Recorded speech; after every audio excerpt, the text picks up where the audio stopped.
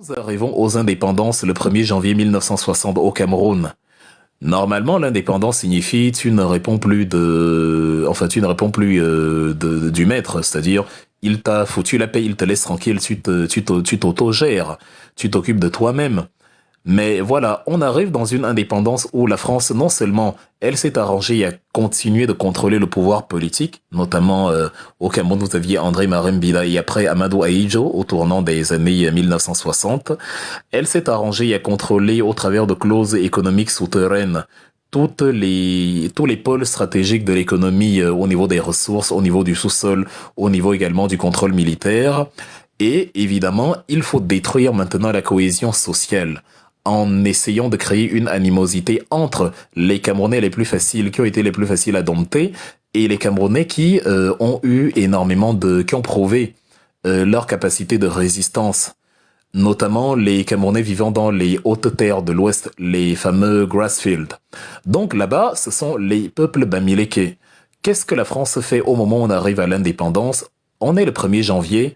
Quelques mois plus tard, au mois de mars, le colonel Jean Lamberton, qui commandait les troupes sur place, au moment de quitter le Cameroun, écrit carrément un texte macabre dans lequel il dit que voilà, oui, nous partons, certes vous êtes indépendants, c'est très bien, mais faites gaffe, faites attention, il y a une ethnie parmi vous, les Bamileke, ceux-là vraiment méfiez-vous d'eux, ils sont limite nocifs. Il dit voilà, le Cameroun s'engage sur les voies de l'indépendance avec dans sa chaussure un caillou bien gênant, et ce caillou c'est la présence d'une minorité ethnique, les Bamileke, et il calomnie les Bamileke et outrance tout au long de ce pamphlet. Il dit que les Bassa et les Bamileke ne devraient pas se réunir parce que quand les Bassa se faisaient massacrer, les Bamileke ne sont pas venus pleurer leur mort, les Bamileke sont restés indifférents. La grande question qu'on pose à Lamberton ici, c'est mais qui massacrait les Bassa? Vous voyez la perfidie coloniale.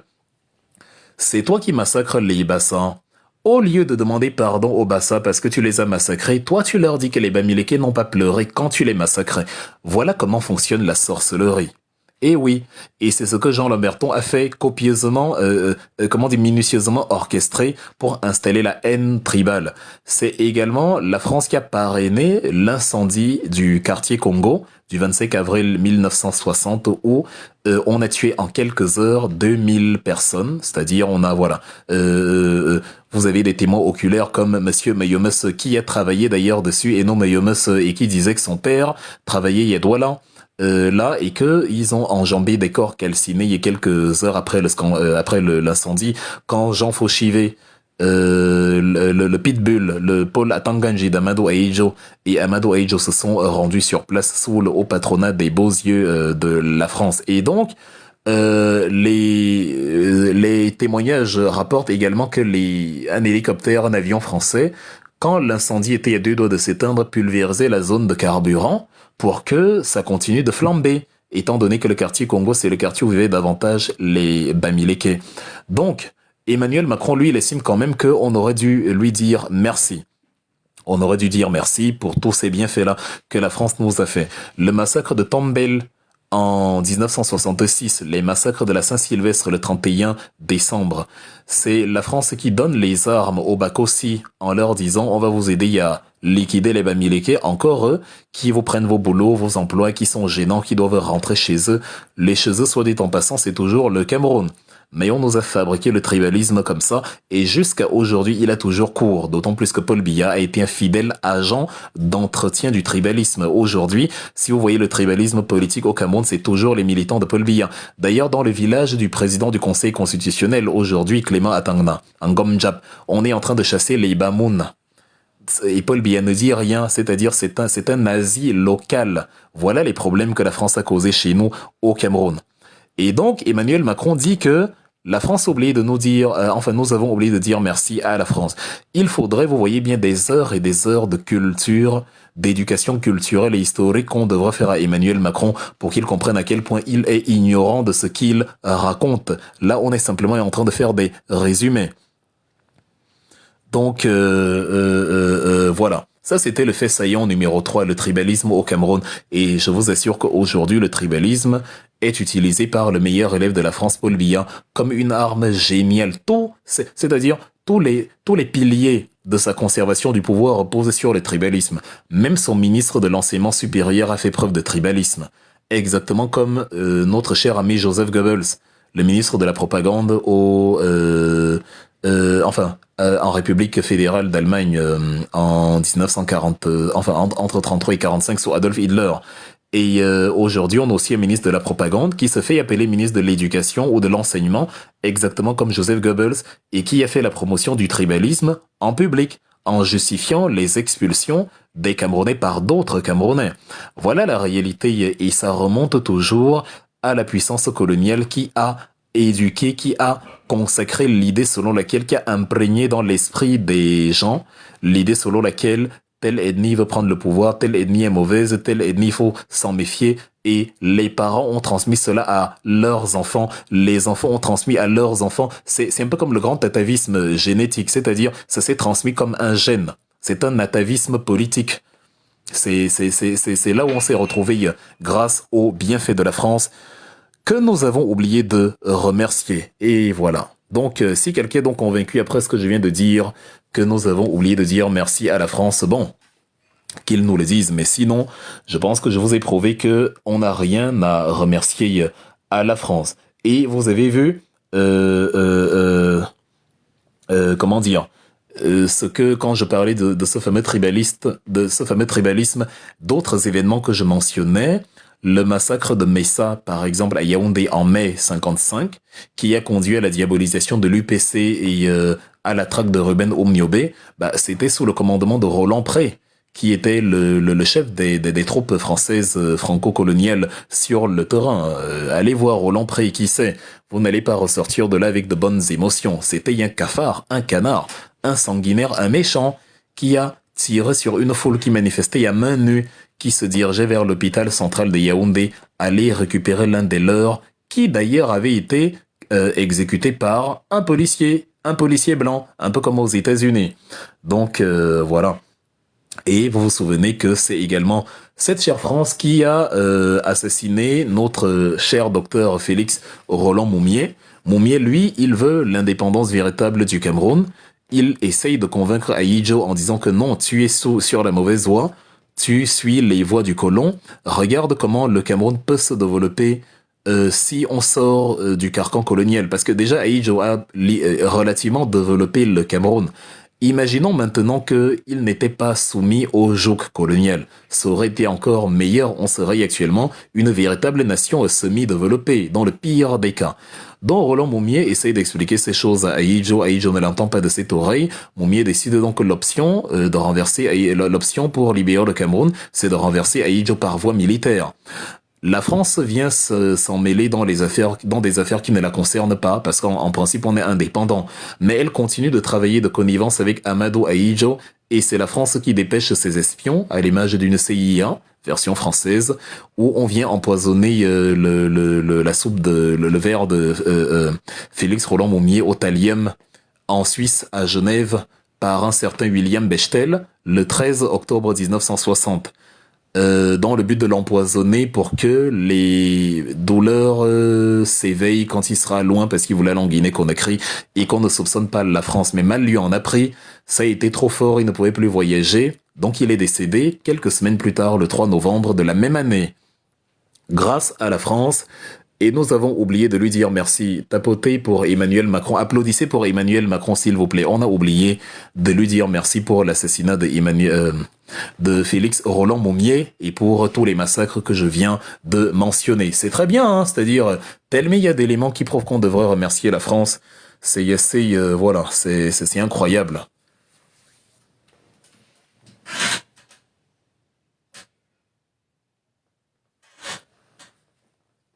Pour poursuivre, j'évoquais, comme il s'appelle, Don Bruno Retailleau, qui nous a dit que les heures de la colonisation furent belles. Je peux donc vous demander, est-ce que quand vous regardez tout ce que je viens de vous raconter, vous avez l'impression qu'il y a des belles heures dedans? Ou alors, s'il y a eu de belles heures, comme Bruno Retailleau dit, est-ce que le seul moyen c'était de massacrer des gens? Si tu veux donner des belles heures à quelqu'un, viens lui donner de belles heures. Ne viens pas, tu vois une fille mineure, qui n'a que sa mère, tu égorges sa mère, et tu adoptes la fille, tu l'amènes au restaurant, au cinéma, et tu lui dis, bon, il n'y a pas que les faits négatifs, hein. J'ai pas seulement égorgé ta mère, je t'ai également amené au cinéma, on s'est bien amusé, bah, est-ce que tu avais donc besoin de l'égorger pour, voilà. Ce petit gamin ilésien ne sait pas ce qu'il dit. Non, non, il ne sait pas ce qu'il dit. Il sait vraiment pas ce qu'il dit. Tapotons le visage de Macron, le débile. En tout cas, ce n'est pas très intelligent de sa part. Ce qu'il demande là sur les Africains, de dire merci, ça va être compliqué. Donc, Bruno Retailleau dit donc en septembre 2023 sur Sud Radio que les heures furent belles, les heures de la colonisation. Et je vous ai répété que c'est quelque chose qu'on ne peut pas tolérer. Si vous dites la même chose sur les Juifs, mais vous êtes morts.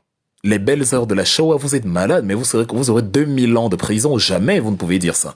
Il y a que chez nous, les Noirs, on dit la colonisation, c'était bien. Or, on nous a fait énormément de mal. Sur l'esclavage, on nous dit que bon oui, même l'esclavage, vous aviez vendu vos propres frères. Là, je vous parle des gens qui ont dit que le noir n'avait pas d'âme. Est-ce qu'ils sont venus faire le commerce avec des gens qui n'avaient pas d'âme?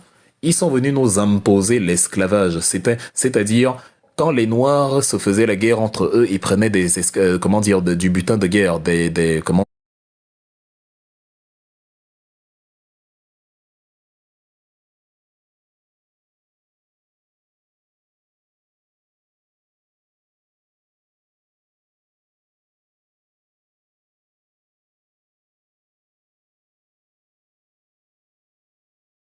historiquement faux.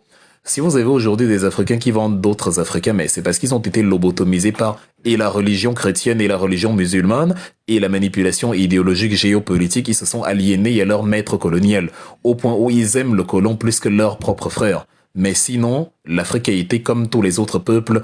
Parfois on s'entend bien, parfois on se fait la guerre. Et bon, la guerre avec tous ses dégâts, il y a des gens qu'on prend avec soi pour en servitude, pour travailler pour, mais qui ont plus de droits que ce qu'on avait chez Louis XVI qui dit que vous avez la valeur d'un meuble. Citez-moi un texte d'une civilisation africaine ou l'Égypte ou je ne sais pas qui dit que l'autre a la valeur d'un meuble. Il n'y en a pas. En 1222, Sundiata Keïta nous disait déjà dans la charte du Kouroukan Fouga qu'il faut traiter l'humain dans les proportions qu'on aimerait qu'il nous traite lui aussi. Faut traiter l'humain avec humanisme.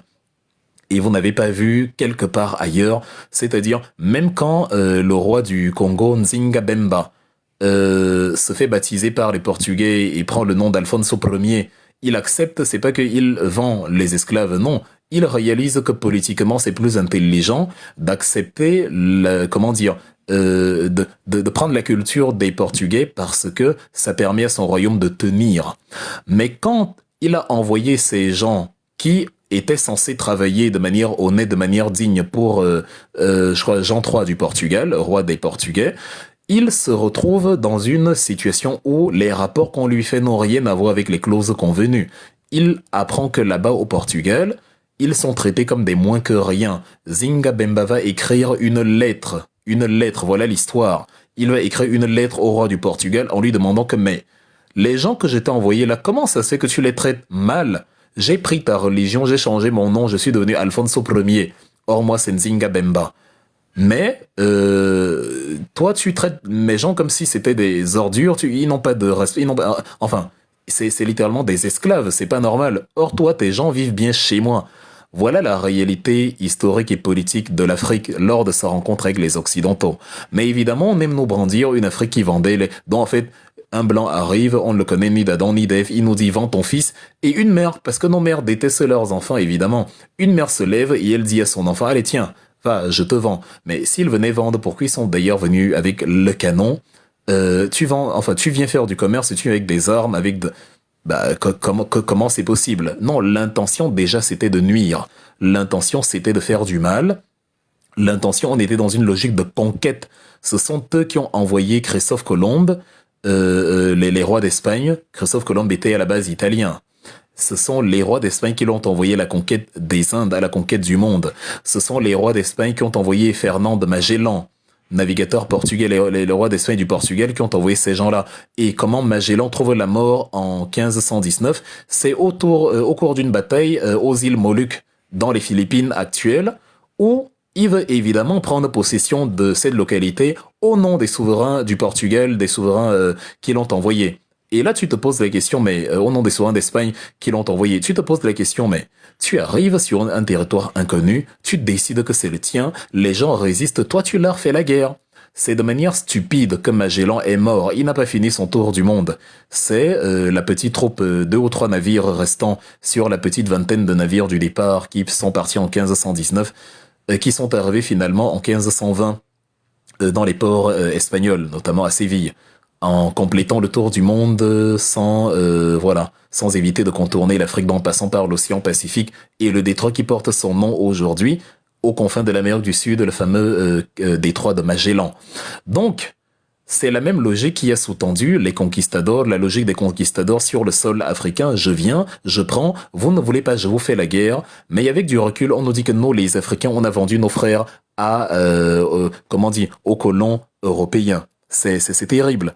Donc, oui, on nous dit on vendait nos familles pour du miroir. C'est une insulte à l'intelligence africaine, une insulte, c'est-à-dire, essayez un peu maintenant. C'est prenez un Africain en pays, dans les pays vraiment conservateurs qui ne sont pas touchés par la colonisation, allez là-bas dans un village, amenez un miroir et dites à la mère de vendre son enfant. La mère va vous dire, elle va apprécier son miroir jusqu'au moment où vous allez lui demander de vendre son enfant. Elle va vous dire, je t'aimais bien jusqu'ici. Il a sérieusement cru dans sa tête que nous, on subordonné la vie d'un être humain à un objet. Et c'est ça qu'on a, balancé partout pour légitimer en fait des choses sans queue ni tête. Donc c'est ça là. Les heures furent belles alors qu'on nous a déshumanisés, on nous a fait un mal de fou. Les heures belles, s'il faut entrer dans les discours de Rotaillot, les heures belles à laquelle il fait allusion, ce sont les écoles, les routes, les hôpitaux. Il nous a amené les écoles, les hôpitaux, Bon, on va y aller pas à pas. Quand on dit les écoles que les colons ont amenées à l'époque coloniale, dites-moi un peu, c'était pour nous ou c'était pour eux, les écoles? La France arrive en Algérie en 1830.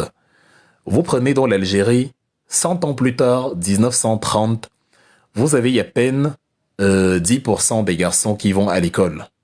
Moins d'1% des filles qui vont à l'école. L'éducation coloniale n'avait jamais eu pour but d'éduquer les gens, pas du tout. On éduquait 2-3 petites têtes pour, accomplir le dessein colonial. On formait 2-3 petites têtes complexées, lobotomisées. On leur mettait le logiciel de la défense du colon. Et c'est cela qui allait servir de relais entre la métropole et les autochtones pour le pillage des ressources. C'était ça l'objectif de l'école. Donc, ce qui dit oui, l'école, on a mis l'école on nous a amené l'école. Ah non, non, non, non, non. Comme on nous a mis en esclavage et qu'on a accusé du retard, les Européens se sont retrouvés, ça c'est clair, dans une supériorité technique, technologique. Maintenant, au moment d'éduquer, parce que si tu éduques tout le monde de la même manière, vous allez profiter des mêmes savoirs, des mêmes connaissances, et ceux qui sont doués dans les sciences et techniques vont également se développer de leur côté, ou du moins, vous allez vous co-développer, vous développer mutuellement. C'est d'ailleurs ce qu'on voit aujourd'hui avec les Africains qui sont dans de grandes universités aux États-Unis, en Europe, et qui participent au rayonnement de ces pays-là, en inventant des choses, en inventant, voilà. Donc, les écoles, alors, c'est un leurre. Quand on dit les écoles, on nous amenait les écoles. Quelles écoles? Quand on prend dans nos pays, que ce soit au Cameroun, Martin-Paul Samba, Douala Mangabel, ce sont des gens qui ont bénéficié de l'école allemande, qui sont allés en Allemagne, mais simplement pour protéger les intérêts du colon. On les éduquait à devenir allemands, on les éduquait sur le paradigme du Deutsches Vaterland, la patrie allemande, et quand ils revenaient en Afrique, c'était pour accomplir les desseins du maître. La preuve, quand Monsieur Douala Mangabel, Monsieur Martin-Paul Samba ont commencé à protester contre les expropriations coloniales, on les a accusés de haute trahison, on a fusillé Douala Mangabel et on a pendu Martin-Paul Samba et son secrétaire particulier Adolphe Ngosodine en 1914, le 8 août. C'était ça la vocation de l'école en Afrique. L'Algérie, pareil. C'est-à-dire les filles, comme on voyait qu'elles sont inutiles, elles n'étaient même pas scolarisées. Les garçons, parce que c'est eux qui allaient tenir l'administration, on les envoyait à l'école, on envoyait quelques-uns à l'école, un petit pourcentage. Sur 100 garçons, on envoyait 10 à l'école. Sur 1000 garçons, on envoyait 100, donc rien du tout. C'est eux qui allaient à l'école. Pendant ce temps, l'école en France était obligatoire, évidemment. C'est-à-dire, c'était une nécessité absolue. Fallait éduquer tout le monde, il fallait. Mais avec du recul, on nous dit que bon, la colonisation nous a quand même amené l'école, l'éducation. Ben non, pas du tout. Donc pour l'école, c'est faux. Et ceux qui me parlaient donc de francophobie, l'énergumène qui me disait qu'on est francophobe parce qu'on critique la politique étrangère de la France et qui croit que ça signifie qu'on critique la France, il faut qu'il garde à l'esprit dans ceci, c'est la France qui a fait preuve de l'afrophobie. Parce que qu'est-ce qu'elle a fait de nos langues? Elle a dit que c'était des patois, des dialectes. Monsieur Jean Lamberton, le brillant individu qui a organisé le tribalisme au Cameroun, dit dans sa même lettre macabre que je vous expliquais tout à l'heure que la culture bamileke va bientôt disparaître avec le temps. Et c'est pour ça que j'étais content quand, en 92, Maurice Kamto se félicitait et félicitait les Bamileke et Abafoussam d'avoir protégé la culture et l'identité bamileke, parce que le colon avait prévu que ça disparaisse. Aujourd'hui, vous avez des gens comme Zemmour, qui disent des inepties à longueur de journée, qui vous parlent du grand remplacement, des nationalistes français qui racontent je ne sais quoi, mais ce sont eux qui, arrivés chez nous, ont voulu faire disparaître nos civilisations, nos langues, nos us et coutumes chez nous. Ils ont dit que c'était de la barbarie. Nous étions barbares. S'ils trouvaient un homosexuel, ils disaient que bon, la Bible interdit l'homosexualité. Comment vous pouvez avoir ces pratiques? Bon, on arrive chez eux en 2025, l'homosexualité est devenue la preuve qu'on est civilisé. Le wokisme est tout le tralala. Ils ont dit que s'habiller nu, marcher nu, dehors, ça se fait pas, faut être civilisé, il faut cacher ses appareils génitaux quand même. C'est un signe de respect. Or, nous, il fait chaud dans la zone intertropicale. Donc, on peut marcher nu. Mais eux, dans des pays très froids, actuellement d'ailleurs la température en France en Allemagne elle est très faible, il fait copieusement froid, mais eux ils ont créé des arts, le nudisme, l'expressionnisme, c'est devenu la culture, c'est devenu bien, c'est devenu l'art.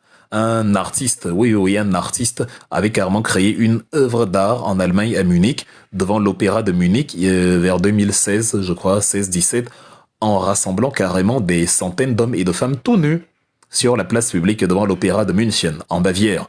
Mais c'est l'art, c'est l'évolution. En fait, quand ils font quelque chose, ça devient la civilisation. Le jour où, je vous préviens déjà sur le wokisme et tout le tralala là, oui, certes, on est en Occident, si tu dis des paroles malvenues contre les homosexuels, évidemment, on va te condamner pour homophobie. Ce n'est d'ailleurs pas mon but, ce n'est d'ailleurs pas le projet ici. Mais je vous annonce déjà quelque chose. Dans 100 ans, les Européens se seront rendus compte que, finalement, non, dépénaliser l'homosexualité, ce n'était pas bien. C'est contre les valeurs originelles de l'Europe, les valeurs de la civilisation judéo-chrétienne. Il faut revenir aux fondamentaux et tout le tralala.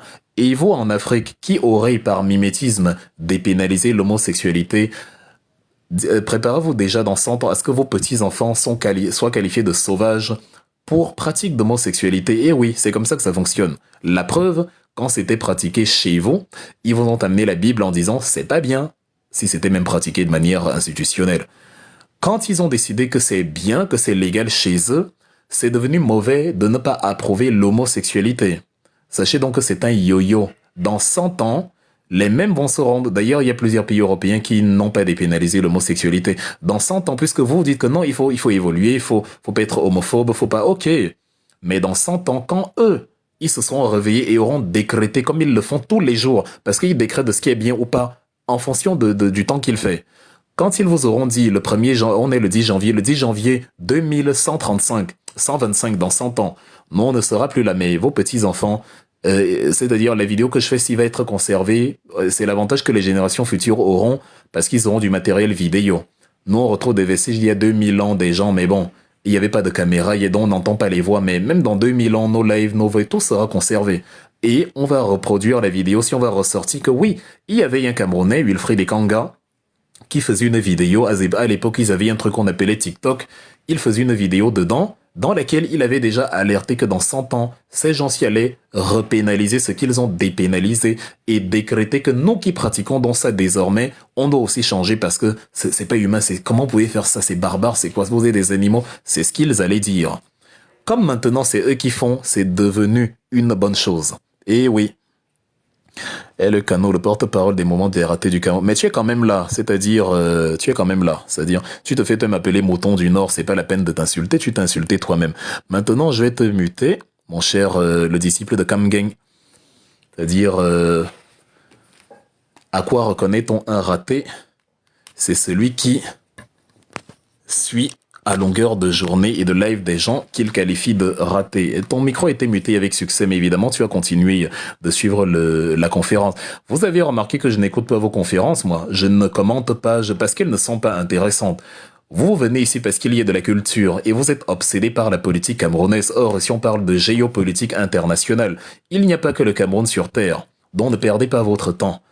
Avant d'intégrer le MRC, j'étais très impliqué dans des questions de politique internationale et je reviens à mes fondamentaux où la chaîne que j'alimente actuellement sera imprégnée chaque semaine de sujets sur le Cameroun et de sujets sur la politique internationale. Quelqu'un vient, il est hors sujet et il pense que c'est l'autre le raté. C'est comme un ivrogne qui dit à son voisin totalement lucide, cesse l'alcool n'est pas bien. Là, nous sommes en train de parler des choses profondes, et voilà. L'échangisme est bien, mais la polygamie mauvaise dans le logiciel européen. Oui, c'est exactement la même chose. En Allemagne, ils appellent ça le swing club. Donc, c'est une question de paradigme, et c'est ce que je vous disais, l'opinion forgée. Évidemment, et si le débat ne porte pas sur les orientations sexuelles, mais ça vous permet d'avoir une idée. Comme ils pratiquent l'échangisme, c'est très bien. Vous pratiquez la polygamie, ce n'est pas bien.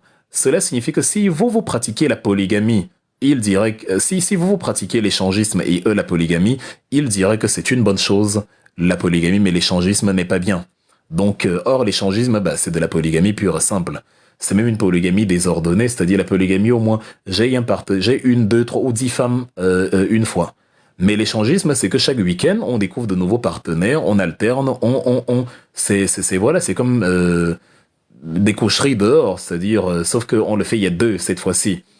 Et en plus, vous avez dans tous les films, vous voyez l'émancipation de la femme. Regardez la série Scandale, qu'est-ce qu'on nous met en avant? L'actrice principale, Olivia Pope, elle switch entre le président et l'ami du président au gré des épisodes. On nous vend ça comme le modèle de la femme moderne.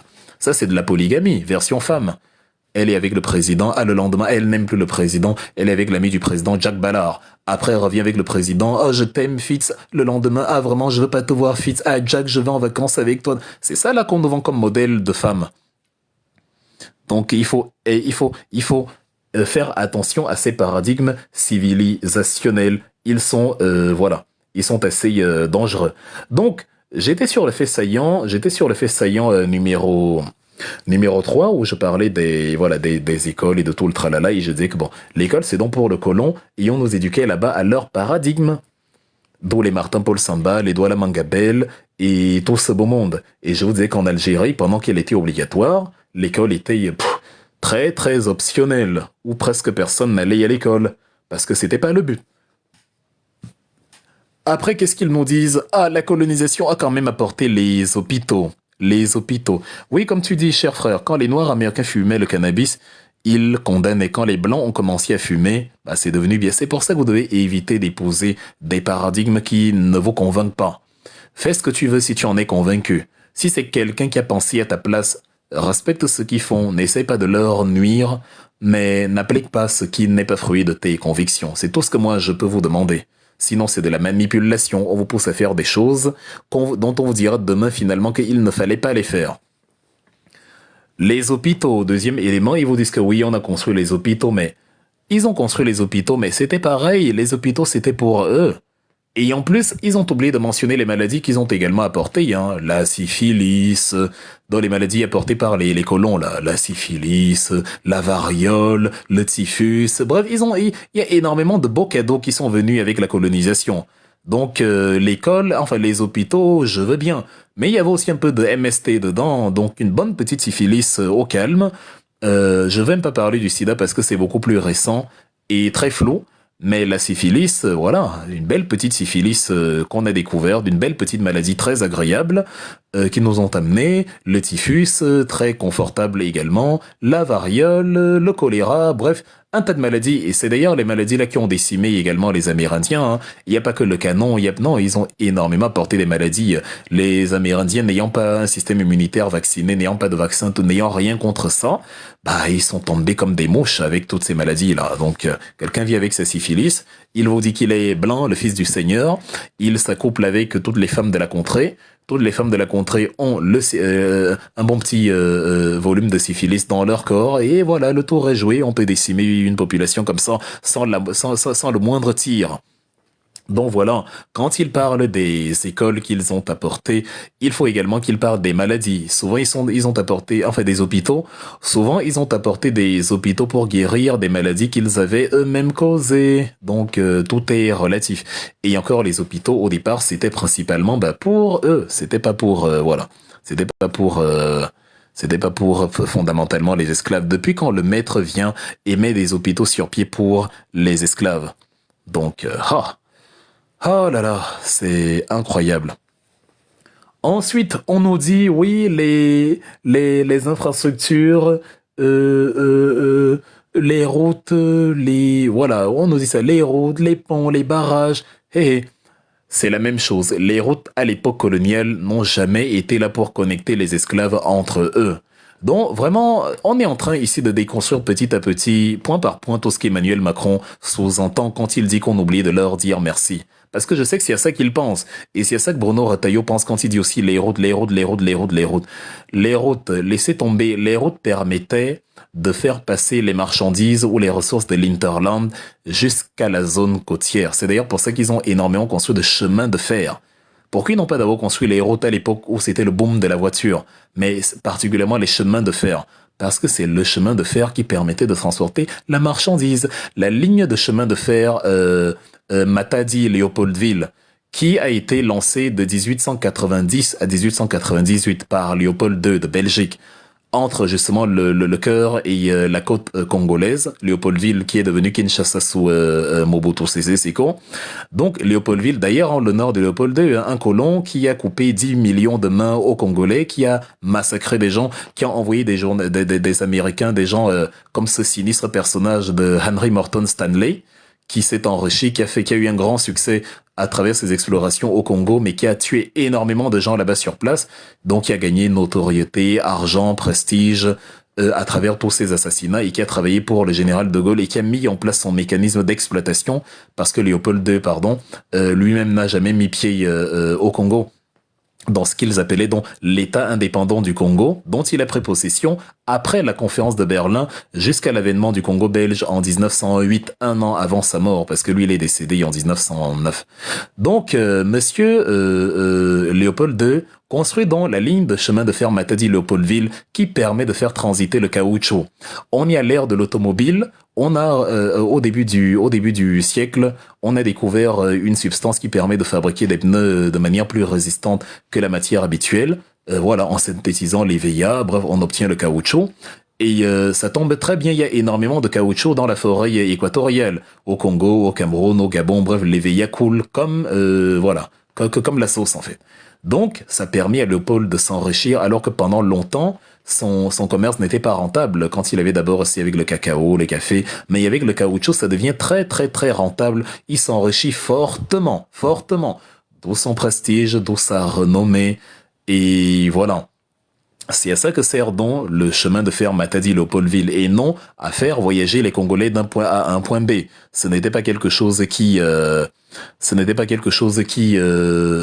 était destiné au bien-être des Africains. Pareil pour la ligne de chemin de fer Congo-Océan, qui est construite donc sous le Congo belge. C'était Albert Ier et tralala, bref, les successeurs de Léopold II. Ils vont construire une ligne de près de 900 km entre l'intérieur du pays et justement le bord de mer.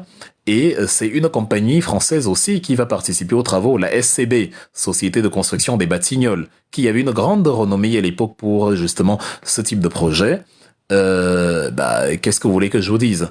Est-ce que dans la ligne de chemin de fer Congo-Océan, qui a coûté la vie à énormément de Congolais, qui devaient porter des charges lourdes à main nue, qui devaient poser les gravats, qui devaient transporter des choses qui sont humainement impossibles, est-ce que ce chemin de fer, c'était pour le bien des Congolais? Non.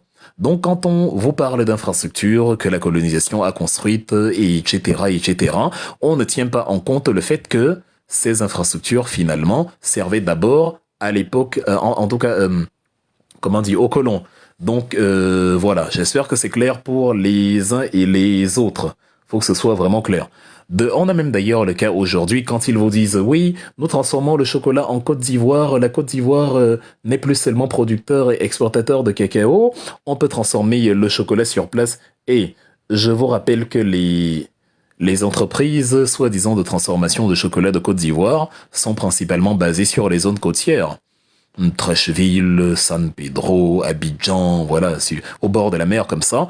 Dès qu'on a fabriqué, ça va directement à l'exportation. C'est pas des entreprises pour consommer ivoirien. C'est des entreprises européennes, sous label parfois ivoirien, mais qui sont pour la plupart actionnaires majoritaires, sinon actionnaires absolus, et qui se posent là, peut-être payent un léger impôt à la Côte d'Ivoire, et maintenant exportent le produit fini là où il est consommé, dont l'argent demeure entre les mains des Occidentaux, des structures occidentales qui, justement, ont besoin de ce cacao et ont besoin de ce café, de ce chocolat, d'où découle le cacao.